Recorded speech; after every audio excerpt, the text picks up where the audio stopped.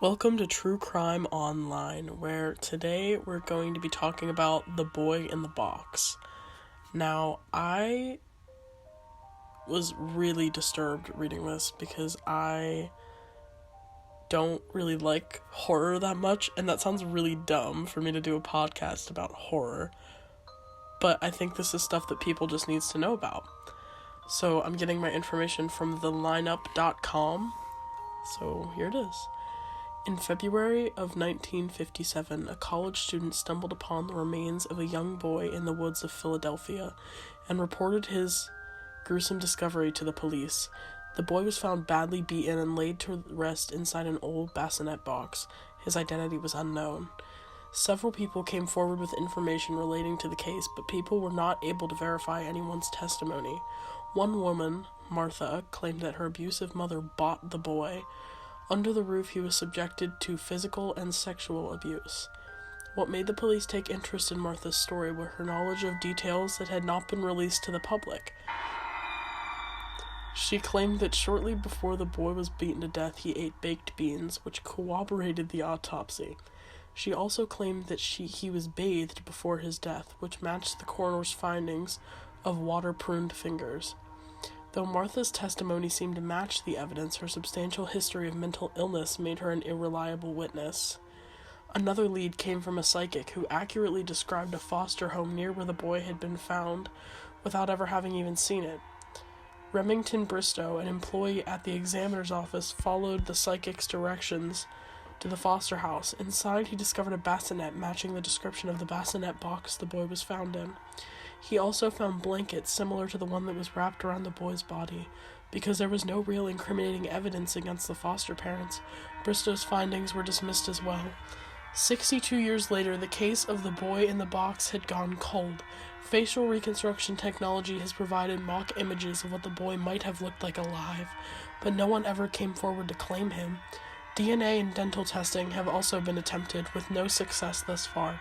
The identity of the boy in the box remains unknown to this day. That's crazy. That somebody would do that to a child is just insane. Like, I can't even begin to comprehend why someone would do that. I want to see if I can find more about him, because that's just so bad. His name was Joseph Augustus Zarelli, I believe. I don't know. I can't really pronounce that. He was between 4 and 6 years old. That's so sad. He was identified after 6 decades of, finding information and stuff.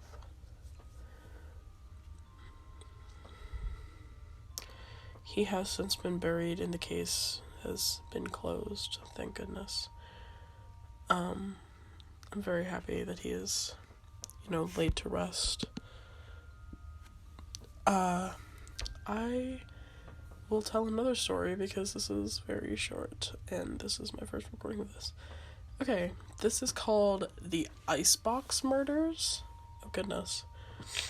In 1965, Fred and Edwina Rogers were living in Houston along with their grown son, Charles.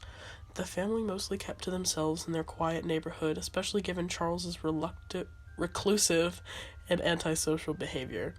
In fact, many neighbors were not even aware that Charles lived at home with his parents because he left the house each day before dawn and didn't return till well after nightfall. When a family member hadn't heard from the Rogers in several days, he called the Houston police for a welfare check on his elderly aunt and uncle. The patrolmen were unable to locate Fred and Edwina, but they noticed food sitting on the dining room table. They opened the fridge and noticed numerous packages of meat neatly stacked atop one another. They noticed 2 human heads in the vegetable bin. Additional officers arrived on the stomach-turning scene and slowly removed the packages full of dismembered body parts from the fridge. The remains were that of Fred and Edwina Rogers. The police deduced that Edwina had been brutally beaten and shot, while Fred suffered forceful trauma to the head. His eyes had been gouged out and genitalia removed. The couple's innards had been flushed down the toilet. Charles was nowhere to be found. Naturally, Charles was the prime suspect in this heinous crime. However, he seemed to have vanished off the face of the earth. Though the police were able to connect circumstantial pieces of evidence against him, Charles Rogers was never found. That's insane. I hope you enjoyed the first episode of True Crime Online. Again, all of my sources and stories came from thelineup.com if you want to look at them. And yeah, thank you for listening. I'm out.